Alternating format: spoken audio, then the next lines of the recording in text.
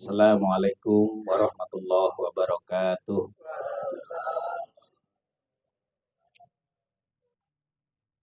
Innal hamdalillah nahmaduhu wa nasta'inuhu wa nastaghfiruh wa na'udzu billahi min shururi anfusina wa min sayyiati a'malina. May yahdihillahu fala mudhillalah wa la yudhlil fala hadiyalah. Asyhadu an la ilaha illallah wahdahu la syarikalah wa asyhadu anna Muhammadan abduhu wa rasuluh. Amma ba'du. Yang pertama, marilah kita sama-sama panjatkan puji syukur kehadirat Allah Subhanahu wa Ta'ala atas segala nikmat yang diberikan kepada kita, sehingga pada kesempatan sore hari ini kita bersama-sama bisa bersilaturahim,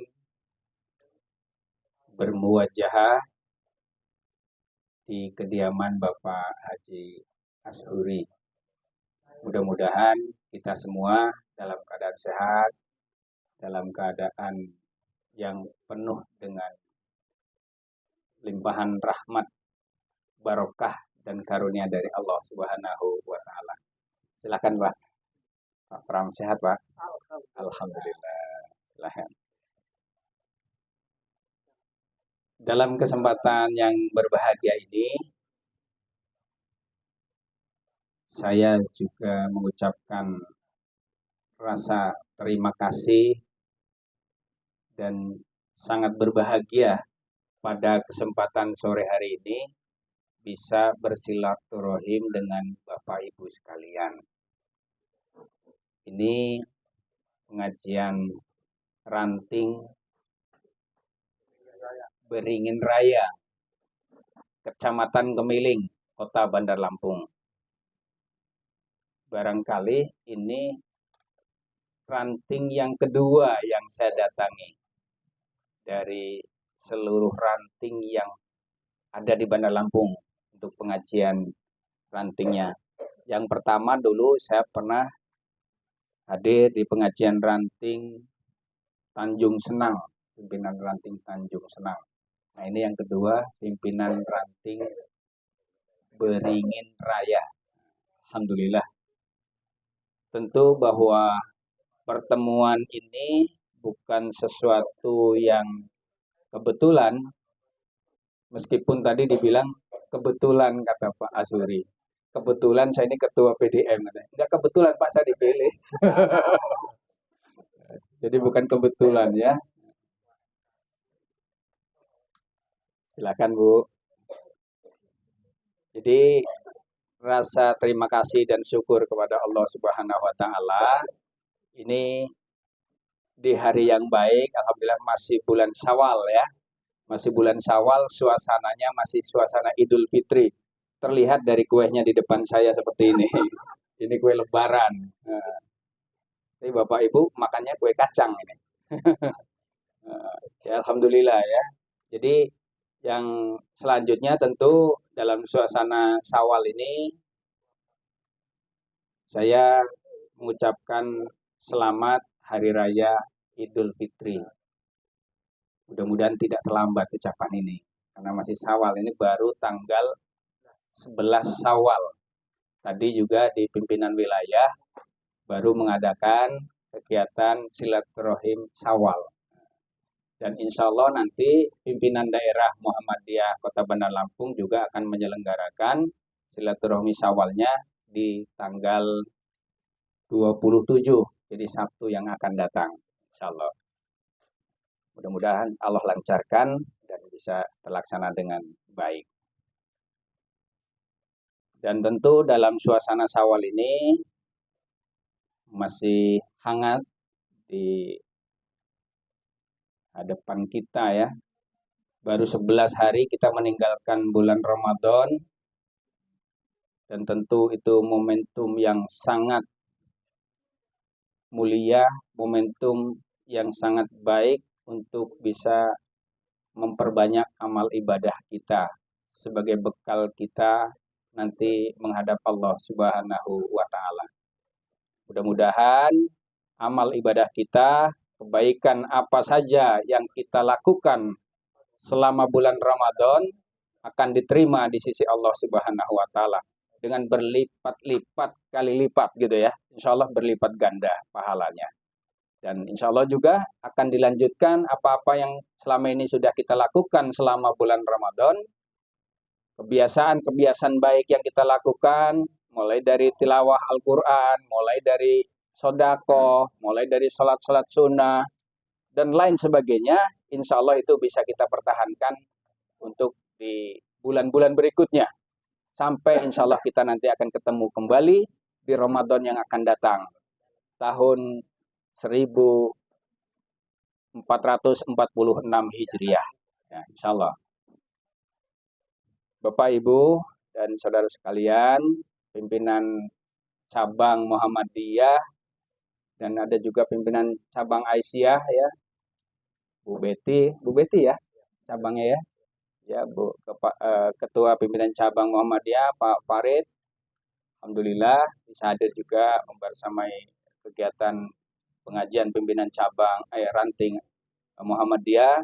Mudah-mudahan nanti di pimpinan ranting yang lain juga bisa diikuti, ya, bisa istiqomah. Ini baru mulai tadi, beberapa kali sudah Pak Aduri? 8 kali, Masya Allah. Ini sudah 8 kali, alhamdulillah. Mudah-mudahan bisa istiqomah terus dan nanti pimpinan ranting yang lain juga bisa mengikutinya, gitu ya.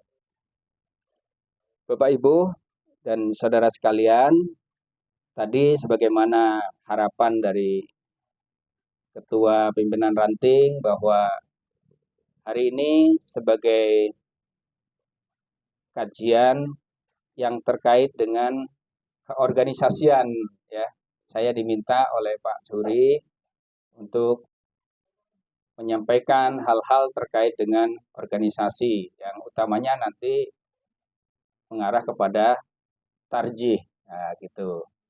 Jadi Bapak Ibu sekalian, barangkali di dalam kesempatan ini ada di antara kita memang yang sudah barangkali dari lahir memang sudah Muhammadiyah. Karena ada yang bilang orang Padang. Nah, ada orang Padang nggak di sini? Ada ya? Ada. Kuat kenceng bener Ibu. Orang Padang itu katanya belum lahir aja udah Muhammadiyah. Gitu. Iya. Jadi mudah-mudahan begitu lahir jadi tetap Muhammadiyah gitu. Jangan sebelum lahir udah Muhammadiyah, malah setelah lahir keluar. Nah juga insya Allah kita ya di antara yang hadir ini juga meskipun barangkali ada juga yang baru mungkin mengikuti kegiatan Muhammadiyah, ada juga yang menjadi simpatisan Muhammadiyah. Simpatisan ini kita anggap karena ya dia simpatik dengan Muhammadiyah. Dia mengikuti pola-pola atau kultur ibadahnya, kultur Muhammadiyah. Tetapi secara struktur tidak ada di struktur. Mungkin juga belum ada nomor baku Muhammadiyah, gitu ya. Ada yang belum punya nomor baku Muhammadiyah, tapi sudah simpati kepada Muhammadiyah. Nah itu dalam kategori simpatisan Muhammadiyah. Tapi insya Allah itu menjadi bagian dari Muhammadiyah. Insya Allah dengan bermuhammadiyah kita berharap sebagaimana di dalam muqaddimah anggaran dasar Muhammadiyah, kalau di dalam sistem pemerintahan kita itu ada yang namanya undang-undang tertinggi kita itu adalah Undang-Undang Dasar 1945. Nah, itu ketentuan tertinggi, peraturan tertinggi di negara Republik Indonesia. Nah, kalau di Muhammadiyah, peraturan tertinggi itu adalah pengaturan organisasi ya. Dalam hal organisasi itu adalah Muqaddimah Anggaran Dasar Muhammadiyah. Yang kemudian diturunkan juga dalam pasal-pasal anggaran dasar Muhammadiyah. Sebagaimana juga undang-undang juga punya pasal-pasal gitu ya. Nah, ini barangkali sebagai pengantar dulu pertemuan kali ini bagaimana supaya kita mengenal terlebih dahulu apa dan bagaimana itu Muhammadiyah. Kemudian nanti ada lahir pemikiran-pemikiran dari Persyarikatan Muhammadiyah. Jadi Muhammadiyah itu adalah persyarikatan. Syarikatan itu asal kata dari syaroka. Syaroka itu serikat. Dalam bahasa kita berserikat itu berkumpul, ya, berserikat. Nah, jadi kemudian disebut dengan persyarikatan. Bukan sekedar organisasi. Nah, jadi persyarikatan itu bukan sekedar organisasi, tetapi dia adalah perkumpulan. Dalam bahasa Al-Quran itu surat yang sekaligus juga menginspirasi berdirinya Muhammadiyah, ya, itu di dalam surat Ali Imran mulai dari 103 104, ya. Tapi yang paling utama adalah di 104 itu ada yang kita insya Allah semuanya sudah hafal, yaitu A'udzubillahi minasyaitonirrajim. Bismillahirrahmanirrahim. Wal takum minkum ummatu yad'una ilal khair wa ya'muruna bil ma'rufi wa yanhauna 'anil munkar wa ulaika humul muflihun. Diawali dengan fi'il amr. Wal takum, dan hendaklah, itu aslinya itu ada alifnya gitu ya. Wal takum itu fi'il amr, itu ditandai dengan alif di depannya sebetulnya. Wa itu sebagai huruf penghubung saja ya. Wal takum atau il takum gitu. Aslinya begitu, Pak. Ya. Cuman alifnya dibuang karena ada wal takum, jadi itu fi'il amr, perintah. Perintah untuk wal takum minkum, hendaklah atau mestinya kalian itu gitu ya. Dari segolongan ada segolongan umat. Wal takum ummatu yad'una ilal khair, yang menyeru kepada yang khair, kebaikan. Nah, segolongan umat ini, segolongan umat itu bukan satu orang. Segolongan umat itu minimal 2 orang, ya kan gitu ya. Bukan sendiri. Jadi apalagi kalau dikaitkan dengan ayat sebelumnya, memang wa'tasimu bihablillahi jami'ah. Jami'ah, berjamaah. Jadi ayat ini, kedua ayat ini tadi ya, wal takum minkum dan wa'tasimu, itu mendorong Kiai Haji Ahmad Dahlan kemudian membentuk sebuah perkumpulan, ya, persyarikatan atau perserikatan, kan ada SI itu, Serikat Islam, itu karena perkumpulan sebetulnya ya. Atau Serikat Dagang Islam ya, zaman dulu ya. Itu sebuah perkumpulan, sebuah organisasi. Jadi wal takum minkum ummatu yad'una ilal khair itu dimaknai sebagai sebuah organisasi yang merujuk kepada ayat sebelumnya, itu jami'ah atau berjamaah. Kalau berjamaah itu minimal kan harus ada imam dan harus ada makmum. Nah, itu baru yang namanya jamaah. Nah, maka berlandaskan pada ayat tersebut lahirlah organisasi Islam yang disebut dengan Persyarikatan Muhammadiyah. Ini bisa kita lihat nanti, bisa kita lihat, saksikan, silakan Bu, di film Sang Pencerah. Bagi yang belum nonton, boleh buka YouTube, insya Allah ada di ya, ada ya. Tapi insya Allah mudah-mudahan kita sudah semua ya nonton film Sang Pencerah ya. Bagaimana kelahiran Muhammadiyah oleh Kiai Haji Ahmad Dahlan dan murid-muridnya. Kemudian disebut dengan Muhammadiyah. Perkumpulan itu, jamaah itu, atau organisasi itu disebut dengan Muhammadiyah. Jelaslah kita paham gitu ya. Apa itu kalau sudah disebut Muhammadiyah, itu tentu tidak lain adalah yang dimaksud adalah Muhammad Rasulullah Shallallahu Alaihi Wasallam, bukan Muhammad Ashuri, gitu. Atau juga bukan Muhammad Farid, kan gitu. Tetapi Muhammad Rasulullah Shallallahu Alaihi Wasallam ditambah akhiran iyah, itu artinya dimaknai sebagai sebuah pengikut, ya, pengikut Nabi Muhammad Shallallahu Alaihi Wasallam. Nah, ini kira-kira menjadi landasan kenapa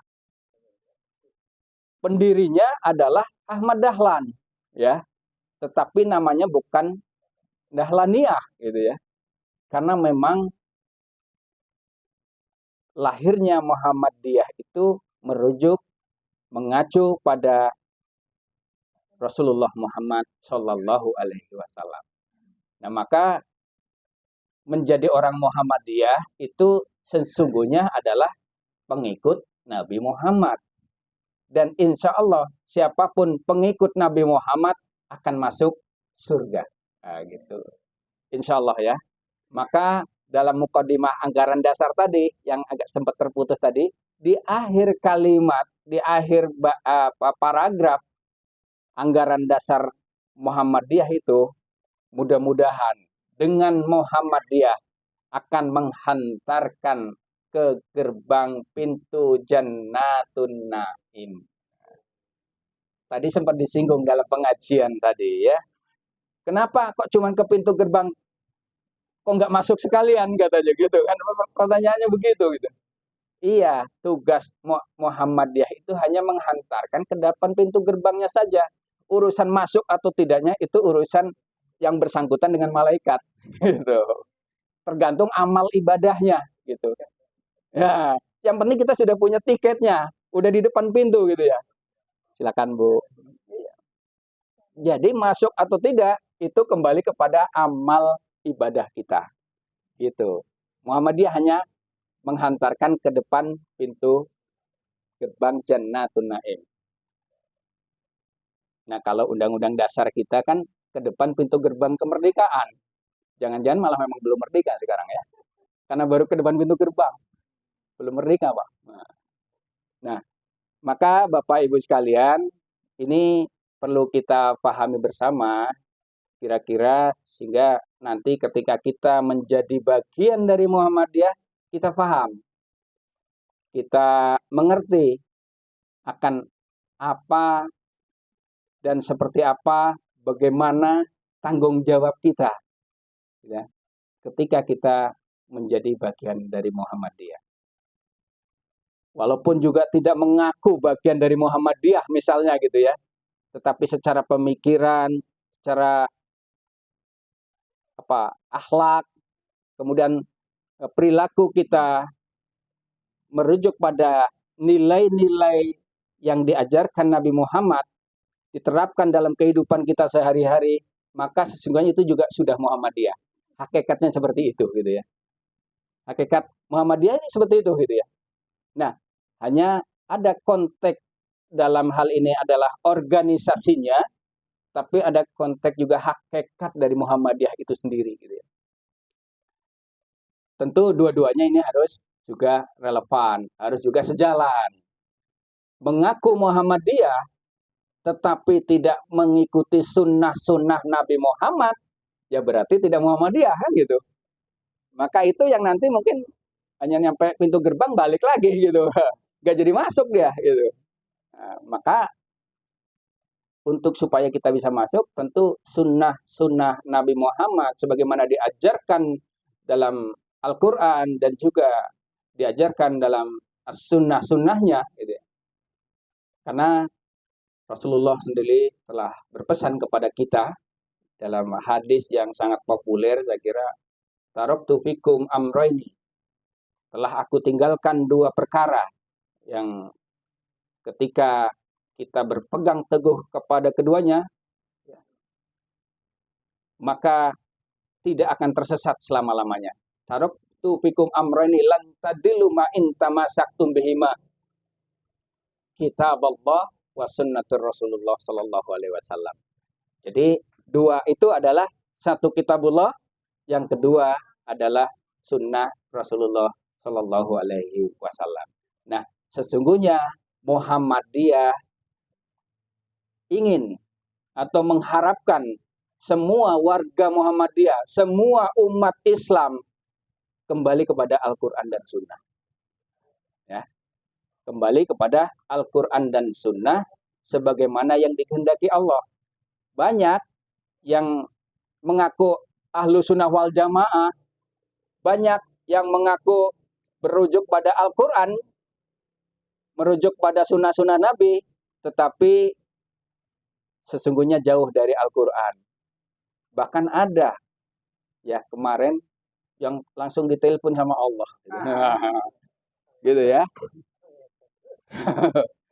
Iya, saking hebatnya Allah itu ditelepon langsung ya gitu ya. Sehingga untuk menentukan satu Syawal udah ketahuan tuh langsung dapat ilmu langsung dari Allah informasinya itu. Ada ya. Dan itu mengaku sebagai orang Islam dan ternyata juga pengikutnya banyak gitu ya. Pengikutnya banyak. Coba bayangkan standar kita secara umum ya, perbedaan kita ketika kita menentukan satu Syawal atau satu Ramadan, itu kan jelas ukurannya gitu ya. Bulan, melihat bulan, yang perbedaan kita, misalnya Muhammadiyah dengan pemerintah, itu hanya soal selisih kriteria saja sebetulnya. Ini ada ya paham lain, tidak pakai ukuran, tidak pakai nggak tahu ilmu apa yang dipakai, tiba-tiba dapat telepon langsung dari Allah menentukan tanggal kemarin tanggal berapa ya? Hari Jumat. Tanggal 5 April udah lebaran duluan. Iya. Di Jogja ya. Iya. Ada nggak yang ikut kemarin tanggal 5? Ya, puasanya ikut pemerintah, lebarannya ikut Aulia. Ya Masjid Aulia. Jadi cuma berapa hari itu? Gitu. Nah, insya Allah Muhammadiyah kita nanti lebih memahami itu sehingga juga apapun yang kita lakukan terutama dalam hal beribadah. Kalau beribadah itu, Pak, ya, kita semua ini sudah ada ketentuannya, sudah ada aturannya, sudah ada petunjuknya dari Allah dan Rasul-Nya. Sudah dilakukan oleh Rasul dan sahabat-sahabatnya. Kita tinggal jiplak saja. Kita tinggal ikut saja gitu dalam hal ibadah. Kita tidak boleh kreatif dalam ibadah. Cukup apa adanya saja, ya. Itu ibadah. Apalagi dalam hal ibadah mahdhah, ya. Kita tidak boleh ada inovasi, karena ini sudah zaman modern, ayo kita inovasi ibadah kita, nggak bisa gitu. Kita kreatif, kreasikan lagi, nggak bisa gitu.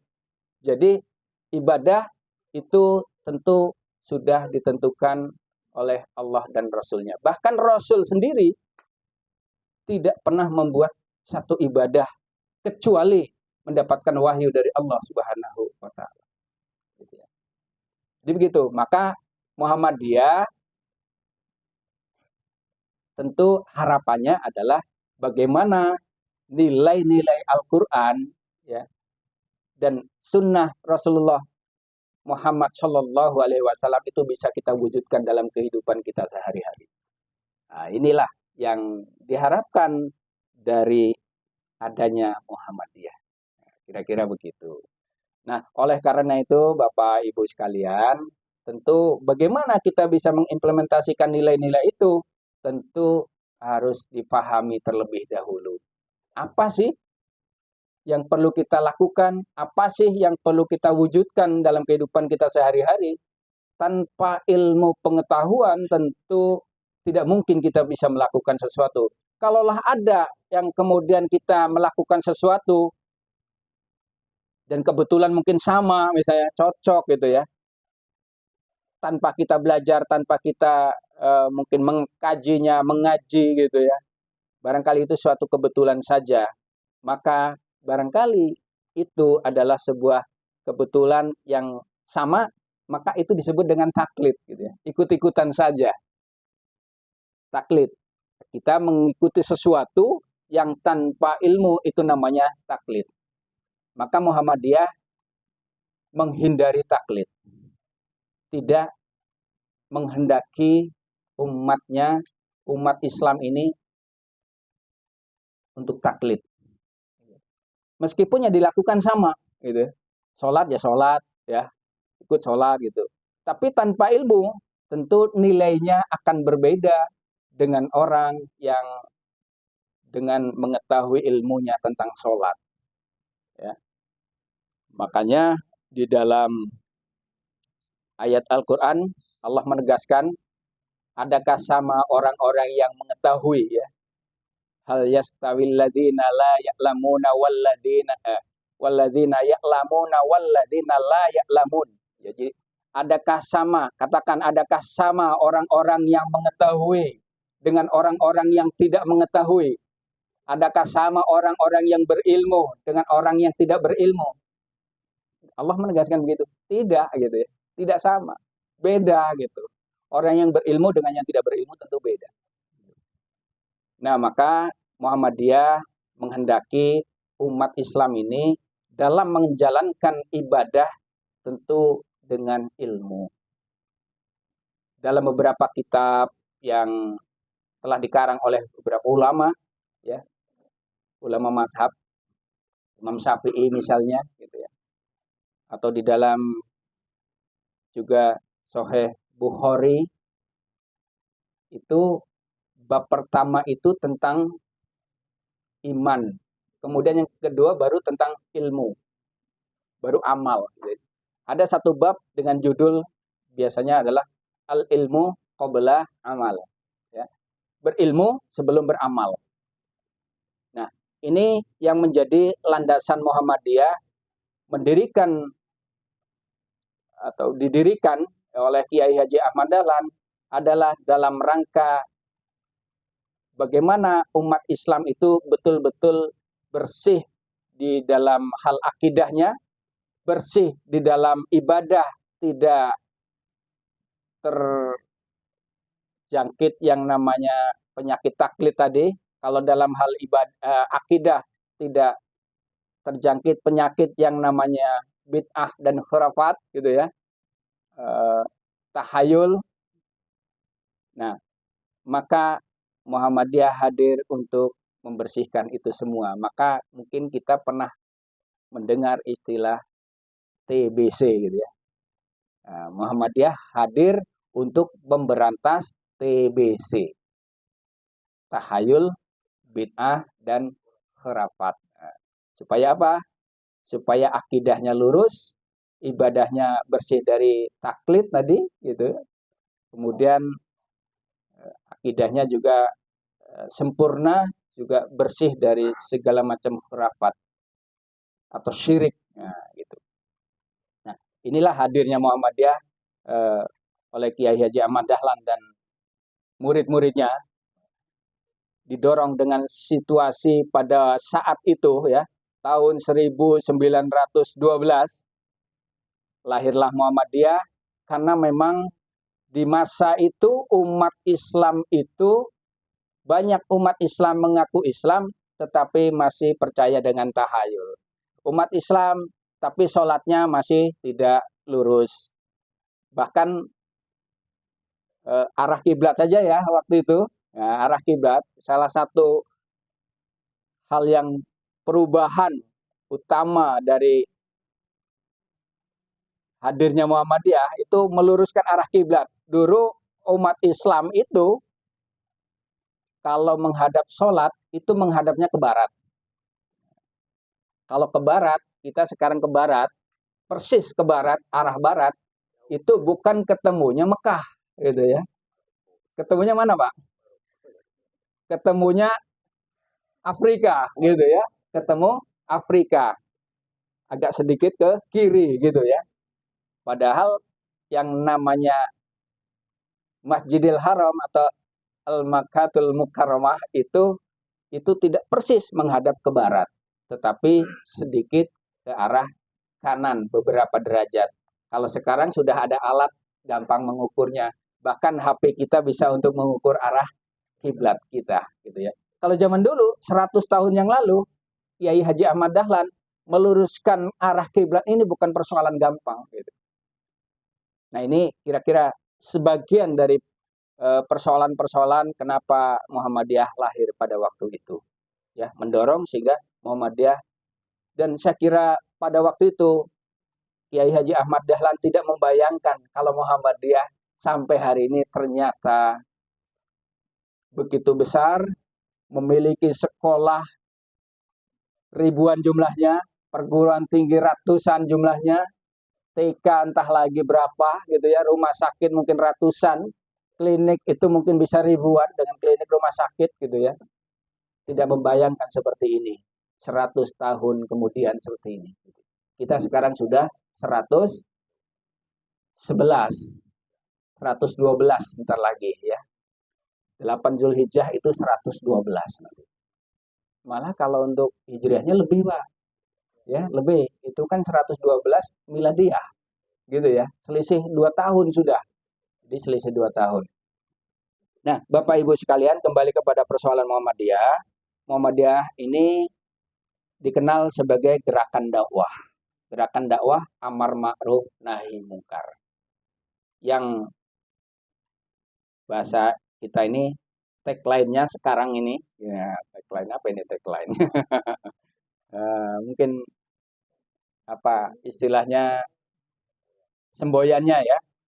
Semboyannya itu Muhammadiyah sebagai gerakan amar ma'ruf nahi mungkar, kemudian juga dikenal juga sebagai Islam yang berkemajuan. Nah, gitu ya, Islam yang berkemajuan.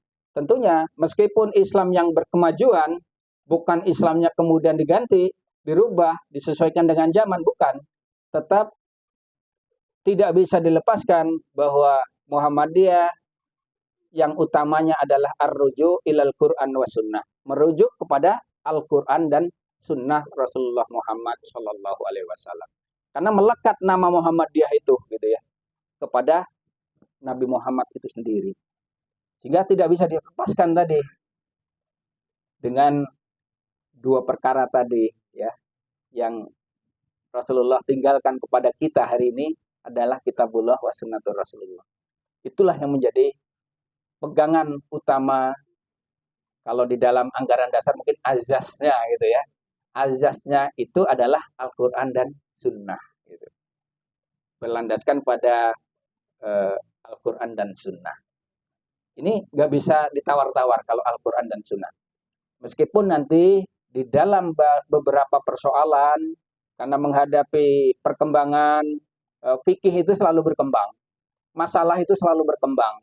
Maka dalam menentukan itu, kemudian metodenya pun berkembang. Tapi tidak bisa dilepaskan dari dua hal itu tadi yang sebagai rujukan utamanya. Misalnya sekarang ada metode kias gitu ya dalam menentukan satu perkara dalam masalah fikih. Juga misalnya ada rujukan apa istilahnya kalau kita bisa belajar ilmu fikih atau belajar usul fikih itu ada bukan saja Al-Quran dan Sunnah, ada ijma ulama gitu, ada kemudian kias juga, ada ijtihad gitu ya. Maka dalam hal ini bagi Muhammadiyah ijtihad itu selalu terbuka gitu. Jadi kapanpun ijtihad itu selalu terbuka. Kalau ada sebagian dari pandangan beberapa ulama dan umat Islam gitu ya atau kelompok tertentu ya sekarang nggak ada lagi ijtihad gitu karena ijtihad itu wilayahnya ulama-ulama. Nah nanti ingin kita jelaskan gitu ya, Muhammadiyah tidak seperti itu. Muhammadiyah memandang bahwa ijtihad senantiasa terbuka sampai kapanpun karena masalah itu selalu berkembang. Al-Quran itu sudah turun, itu memang mutlak sudah selesai gitu ya. Tetapi persoalan kan berkembang. Nah, bagaimana Al-Quran itu bisa bukan menyesuaikan, Mbak. Jangan salah. Al-Quran bukan menyesuaikan gitu ya. Sesungguhnya Al-Quran itu sudah mencakup segala macam persoalan sejak Allah menciptakan alam semesta ini sampai nanti kiamat. Itu sudah tercakup semua, gitu ya. Jadi tidak ada satu persoalan pun di dalam Al-Quran yang terlewatkan oleh Allah. Ya. Sudah semuanya tertuang di dalam Al-Quran. Nah, hanya persoalannya, apakah kita sudah mampu mengungkapkan persoalan itu dengan Al-Quran atau tidak? Itu berarti kelemahan kita umat Islam. Bagaimana Al-Quran telah menginspirasi berbagai macam ilmu pengetahuan. Kalau dulu yang namanya ilmu pengetahuan, Bapak Ibu sekalian, itu justru lahir dari orang membaca Al-Quran. Sekarang orang membaca Al-Quran hanya untuk berlomba-lomba saja, gitu ya. Tapi itu nggak salah juga, gitu ya. Tapi nggak salah juga. Tapi bagaimana sekarang ini kita mempelajari Al-Quran, mentadabburi Al-Quran itu betul-betul menjadi inspirasi terhadap lahirnya ilmu pengetahuan. Contoh tentang ilmu astronomi, ya itu juga dari Al-Quran. Ilmu kedokteran itu dari Al-Quran.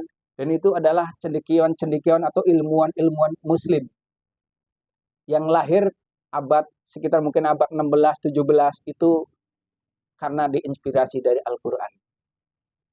Ilmu kedokteran kita tahu ada Ibnu Sina, Ar-Razi, ya. Kemudian banyak lagi ya, banyak lagi.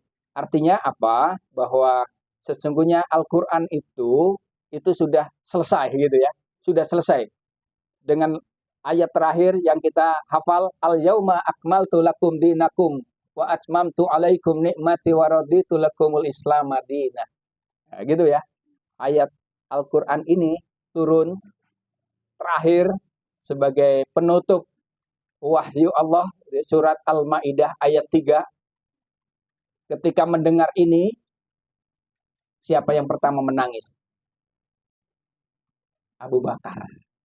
Abu Bakar menangis, Pak, mendengar ayat ini. Sahabat yang lain bertanya, lah kenapa engkau nangis? Ya, bukankah ini justru nikmat telah disempurnakan oleh Allah? Gitu ya.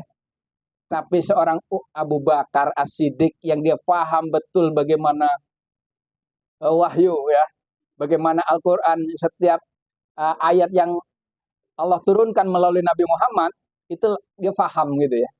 Maka begitulah turun ayat al-yauma akmaltu lakum dinakum wa atmamtu alaikum nikmati wa raditu lakumul islam madinah. Di mana sahabat yang lain begitu gembira gitu ya. Karena Allah cukupkan, sempurnakan nikmat. Tapi justru Abu Bakar ini menangis. Tahu alasannya Bapak? Karena beliau tahu bahwa Rasulullah ini sudah sempurna selesai tugasnya. Maka saatnya Allah akan memisahkan Rasulullah dengan sahabat-sahabatnya. Gitu ya. Jadi begitulah kira-kira gitu. Jadi Al-Quran sudah selesai. Tinggal kita bagaimana menyempurnakan amal-amal kita, ibadah-ibadah kita sesuai dengan Al-Quran. Bukan Al-Quran yang menyesuaikan zaman, tetapi bagaimana zaman ke depan ini, masa ke depan ini, bagaimana diisi dengan nilai-nilai Al-Quran. Yakin semua persoalan itu ada di dalam Al-Quran. Gitu ya.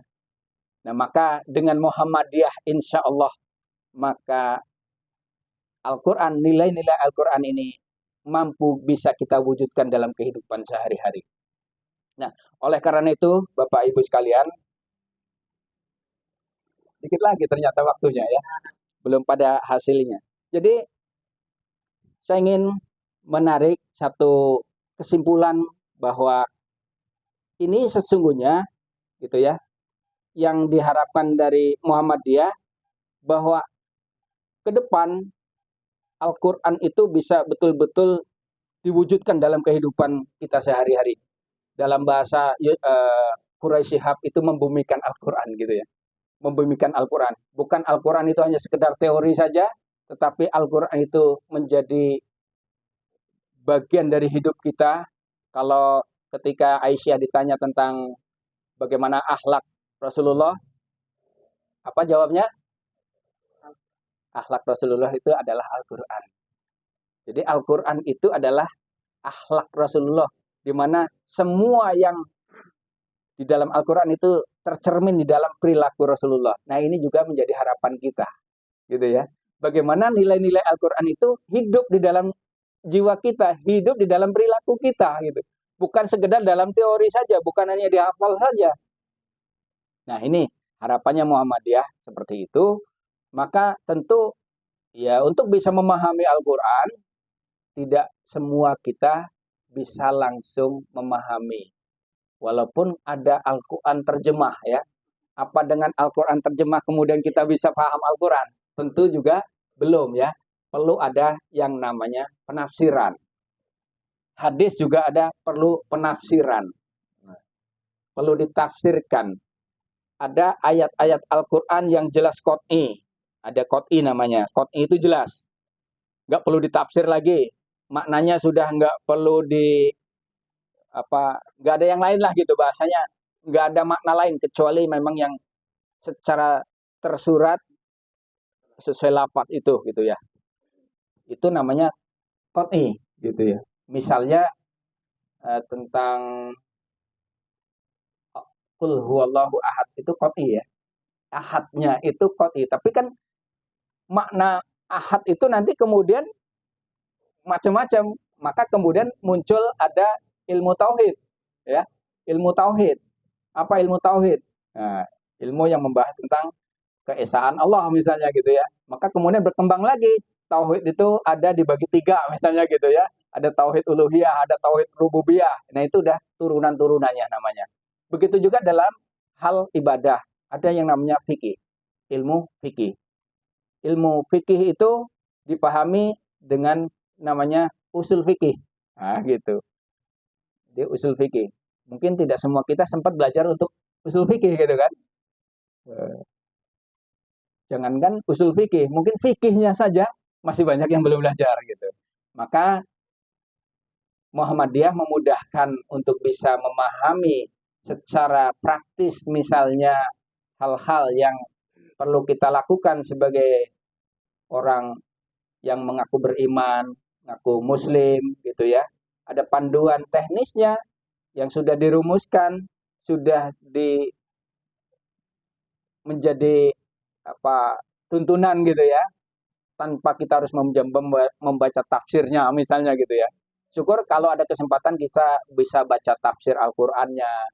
Syukur kalau kita bisa sempat baca tafsir hadisnya, atau kita sempat belajar ilmu hadisnya, atau kita belajar bahasa Arabnya. Syukur kalau kita sempat.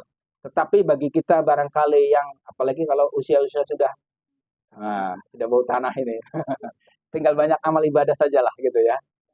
Nah, amal ibadahnya tentu tidak bisa dilepas arruju ilal Quran wa sunnah gitu.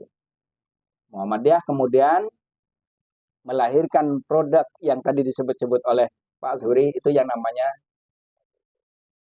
himpunan putusan tarjih. Nah, gitu.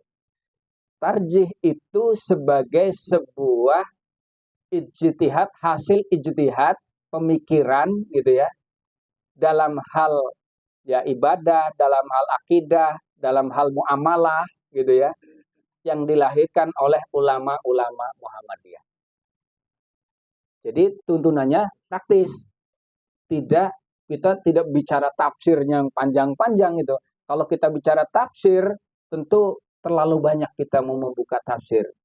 Apa ada di antara kita yang sudah baca tafsir tamat? Misalnya tafsir Ibnu Katsir, ada yang sudah tamat baca tafsir Ibnu Katsir? Yang terjemah saja banyak yang belum kita baca ya. Terjemah Al-Quran. Ada nggak di antara kita di rumah punya terjemah Al-Quran? Punya? Dibaca nggak? Ada nggak yang sudah hatam baca terjemahnya, Bu? Hatam, mudah? Alhamdulillah. Ada minimal itu gitu ya. Minimal sekurang-kurangnya kita baca Al-Quran, baca terjemahnya juga. Walaupun itu nanti juga berkembang tafsir untuk memahami tentu tidak bisa tekstual langsung gitu ya. Ada tafsirnya gitu ya. Ya tentu minimal dengan membaca terjemahannya kita sedikit paham. Kalau sholat misalnya kita sedikit tahu artinya. Beda dengan tidak tahu artinya. Kita baca Al-Fatihah tidak tahu artinya dengan baca tahu artinya tentu beda. Kehusuannya beda. Walaupun insya Allah tetap berpahala ya. Tetap sah ya, sah. Karena sahnya sholat itu bukan karena dia tahu artinya atau tidak gitu ya. Sahnya sholat itu karena baca Al-Fatihah. Satu rukunnya gitu ya. Itu. Tapi untuk bisa khusyuk tentu tidak bisa tidak kita ketika tahu artinya dengan tidak, insya Allah lebih khusyuk kalau tahu artinya. Nah, maka dengan tahu artinya kita belajar, ya, baca. Nah, tadi kembali kepada tarjih. Nah, tarjih itu kalau di dalam misalnya kita bandingkan dengan produknya ulama-ulama mazhab, ulama-ulama mazhab itu Imam Syafi'i, sebelum Imam Syafi'i itu siapa yang tertua? Imam Malik, ya. Nah, Imam Malik itu gurunya Imam Syafi'i, ya. Itu ada kitab yang namanya Al-Muwatta, gitu. Al-Muwatta itu kumpulan hadis-hadis juga yang dikumpulkan oleh Imam Malik, gitu ya. Kemudian menjadi sebuah kitab yang itu menjadi juga rujukan bagi imam-imam setelah itu, gitu ya. Ada Imam Syafi'i, Imam Hambali, Hanafi, gitu ya. Nah, kemudian masing-masing juga punya kitab. Syafi'i misalnya melahirkan yang namanya Al-Um, ya, gitu. Dan mungkin juga itu ulama, kategori ulama, mungkin ulama salaf kalau sekarang, ya. Istilah salaf itu sebenarnya merujuk pada imam mazhab, gitu ya. Karena setelah tabi'in itu namanya ulama salaf. Termasuk ya ulama salaf itu ya masanya Imam Malik sampai Imam Syafi'i, sekitar 200 tahun setelah Rasulullah meninggal, ya, setelah Rasulullah meninggal. Jadi kemudian dihimpunlah beberapa hadis-hadis, atau hadis itu artinya khobar. Khobar itu berita, berita tentang Rasulullah, gitu, berita tentang yang disandarkan kepada Rasulullah, maka itu disebut dengan hadis, gitu. Kemudian berapa tahun kemudian ada Imam Bukhari, itu sekitar mungkin 200 tahun setelah Imam Syafi'i, atau mungkin lebih dari itu, 400 sampai 500 tahun, gitu ya. Setelah itu dicari lagi namanya hadis-hadis, itu dikumpulkan oleh Imam Bukhari, kemudian Muslim, kemudian Abu Daud, Tirmizi, dan seterusnya, gitu ya. Itu ilmu ulama hadis, ya.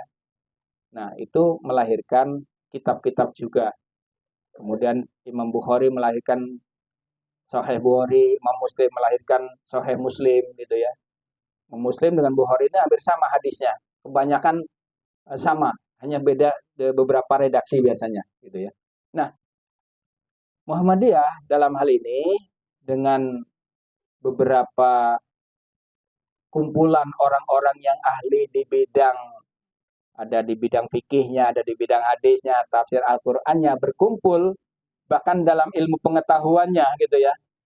Karena sekarang zaman modern tentu berkembang dengan berbagai macam ilmu pengetahuan teknologi, maka mengadaptasi perkembangan zaman, maka ketika memutuskan sesuatu perkara, apakah itu dalam bidang ibadah, apakah itu dalam bidang fikih, apakah itu di dalam bidang muamalah duniawiyah, maka dikumpulkanlah berbagai macam ahli, kemudian dimusyawarahkan, lahirlah satu keputusan, ya, keputusan yang namanya putusan tarjih, gitu.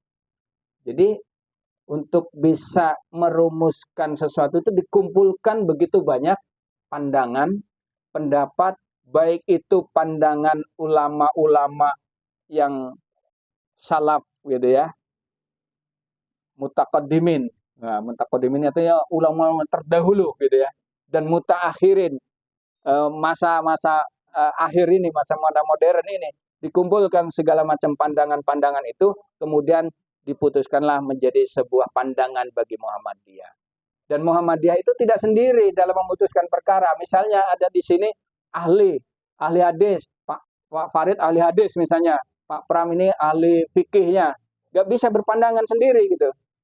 Gak bisa, karena walaupun seahli-ahlinya orang Muhammadiyah, ya, dalam hal tertentu itu tidak bisa Muhammadiyah memutuskan perkara ini pandangan saya, disahkan menjadi sebuah tarjih, nggak bisa gitu. Jadi ada prosesnya. Jadi tarjih sendiri itu ada munas tarjih untuk memutuskan satu perkara. Maka lahirlah himpunan putusan tarjih itu. Dan itu bertahap, nggak langsung tiba-tiba jadi buku utuh gitu ya. Ya, kumpulkan gitu ya. Setiap masanya itu ada lahir putusan-putusan tarjih, yang dimana juga bahwa tarjih dalam hal ini tidak menganut pada mazhab tertentu gitu ya. Jadi Muhammadiyah dalam hal ini tidak bermazhab sebagaimana saudara kita misalnya di Nahdiyin, jelas tegas berpegang pada satu mazhab, walaupun tidak disebut di dalam anggaran mazhabnya Syafi'i, tapi yang dimaksud adalah mazhab Syafi'i gitu ya. Kita bukan bahas itu, Pak. Ya, kita bahas kita nantilah itu. Nanti ada yang dengar nggak ya? Nah, kita dalam hal ini Muhammadiyah melahirkan satu pandangan itu dengan berbagai macam pertimbangan. Pandangan mazhab juga menjadi pertimbangan, pandangan ulama-ulama salaf menjadi pertimbangan, pendapat tokoh-tokoh ulama ahli juga bisa diminta pertimbangan. Bahkan ketika musyawarah nasional ya, MUNAS itu memutuskan satu perkara pandangan itu biasanya dari NU, ulama NU diundang, dari tokoh misalnya intelektual diundang, dari ilmuwan diundang, menjadi bahan pertimbangan untuk sebelum memutuskan perkara itu, gitu ya. Itu begitu luar biasanya. Maka standarnya ini tinggi sekali, nggak bisa kita sembarangan memutuskan itu. Berbeda dengan imam-imam yang tadi disebutkan di awal, itu pandangan pribadi, perorangan gitu ya. Tentu ketika kita misalnya ini, kalau kita ditanya ada satu orang ahli, kemudian dia mengeluarkan pandangan, pendapatnya ditambah atau dibandingkan dengan 5 orang yang ahli dalam bidang yang sama itu, memutuskan satu pendapat, kira-kira kuat yang mana kalau kita pakai? Tentu pandangan yang 5. Itu kalau dalam sistem demokrasi juga dipakai gitu ya, gitu. Tapi kalau demokrasi itu bukan rujuk pada Al-Quran, pada yang suara gitu. Tetapi kalau ini pandangannya tentu tidak bisa dilepaskan dari Al-Quran gitu ya. Jadi tidak mungkin, insya Allah misalnya 5 orang tadi berpandangan yang sama, kemudian menyelisih Al-Quran, insya Allah tidak gitu ya. Tetapi bagaimana upaya semaksimal mungkin bahwa pandangan atau pemikiran yang dilahirkan dari tarjih terutama itu adalah merujuk pada Al-Quran sesuai dengan bidangnya masing-masing dan tidak diputuskan oleh orang per orang, tetapi oleh kumpulan para ulama dengan juga minta pertimbangan pandangan dari ahli dan ulama-ulama di luar Muhammadiyah bahkan. Begitu kira-kira. Nah, ini lahirlah yang namanya himpunan putusan tarjih. Kemudian ada yang pandangan, kalau gitu ada mazhab baru dong, mazhab tarjih. Bukan begitu. Ini perlu kita luruskan kalau ada yang pandangan begitu. Muhammadiyah sama aja dengan yang lain, mazhabnya tarjih gitu. Enggak. Tarjih itu boleh dikoreksi. Gitu ya. Tarjih itu boleh dikritik. Selama dalilnya itu memang lebih kuat, maka tidak ada alasan buat majelis tarjih untuk mengubah pandangannya. Gitu ya.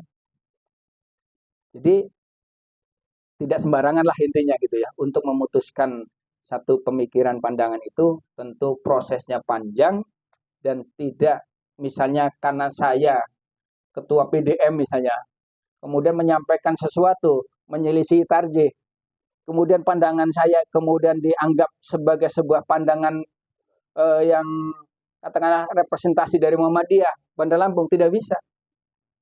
Hatta sekalipun Haidar Nasir misalnya ya, Haidar Nasir punya pandangan beda dengan tarjih, misalnya ada gitu ya. Tentu tidak bisa sebagai sebuah keputusan tarjih atau pandangan resmi Muhammadiyah gitu ya. Tetapi hanya pandangan pribadi. Dalam hal fikih misalnya, ketika ada di antara kita misalnya, katakanlah kita ya, ada yang mengamalkan sesuatu amalan ibadah yang sedikit berbeda dengan tarjih, boleh nggak? Ya boleh. Dalilnya yang penting berdasarkan dalil kuat, gitu ya. Tetapi hanya untuk diri sendiri, jangan untuk disebarluaskan, apalagi mengatasnamakan ini adalah pandangan Muhammadiyah, tidak bisa. Meskipun dia adalah tokoh Muhammadiyah, harus dia merepresentasikan pribadi, nggak bisa dianggap sebagai representasi dari Persyarikatan Muhammadiyah. Nah maka ke depan insya Allah kita sama-sama ingin mengulas bagaimana tarjih itu sendiri sebagai sebuah produk pemikiran dalam hal akidah, ibadah, muamalah duniawiyah gitu ya, sebagai tuntunan bagi warga Persyarikatan Muhammadiyah.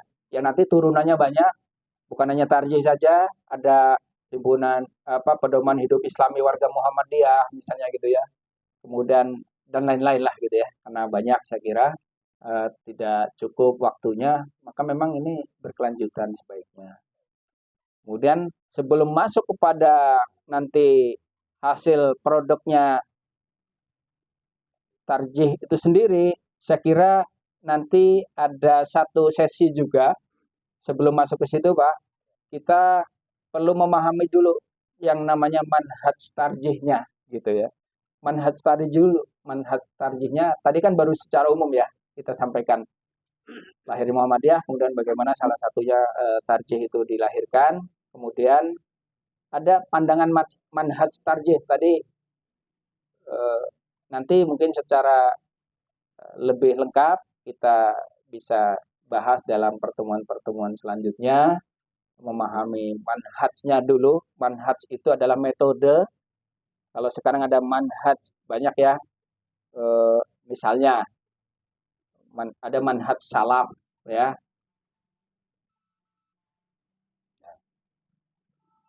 Manhaj salaf, ada manhaj kemudian ada misalnya manhajnya Ahlus Sunnah wal Jamaah. Ada yang mengatakan kemudian misalnya ke Adi Hidayat ini ya. Ini sama ulama kiai bagus, ulama bagus, tapi beda manhaj sama saya gitu. Jadi beda manhaj. Ya silakan gitu ya. Manhaj itu kan sebuah jalan atau metode. Nah, Muhammadiyah memilih metodenya sendiri untuk bagaimana memutuskan satu perkara itu. Insya Allah ketika kita paham itu, sehingga kita tidak nanti terjebak pada taklid juga, kita paham dalam mengamalkan ilmu, mengamalkan praktek ibadah, kita sesuai dengan tuntunan apa yang dikehendaki oleh Allah dan Rasul-Nya, insya Allah. Dengan itu mudah-mudahan kita diselamatkan oleh Allah dari siksa api neraka, dan kita insya Allah nanti bersama Rasulullah Muhammad SAW di Jannatin Naim. Insya Allah ya. Tapi tentunya tidak cukup dengan amin saja. Harus dengan dipraktekkan gitu ya. Gitu. Ya. Cukup barangkali Pak Azuri ya. Sekarang sudah pukul pas 17:09, berarti lebih kurang 1 jam lah ya gitu ya. Mudah-mudahan ini bisa bermanfaat, terutama juga buat saya sebagai introspeksi buat saya. Mudah-mudahan juga bisa diambil hikmahnya buat kita semua. Assalamualaikum warahmatullahi wabarakatuh. Terima kasih Pak Ustaz.